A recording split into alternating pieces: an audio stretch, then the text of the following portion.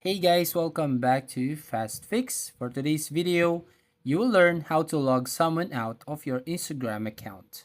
So if you found out that your Instagram account used by someone and you want to log them out, all you need to do is just open your Instagram app, then tap on the profile icon at the bottom right corner, and then as you can see your profile page right now. So next is tap on the three lines at the top right.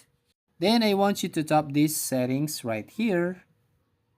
And then here on settings, all you need to do is tap the security option. Now under the security, tap this login activity. And then right here, you will find all the locations where you're logged in. But if you see something suspicious and you notice that one of the location is actually not you, so all you need to do to log out that one is just tap the three dots right beside that location. And then here you just tap this log out button at the bottom of your screen.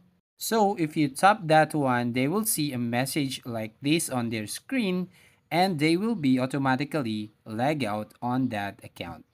So that's it. If you find this helpful, please consider to like to this video and subscribe to our channel and see you on the next video.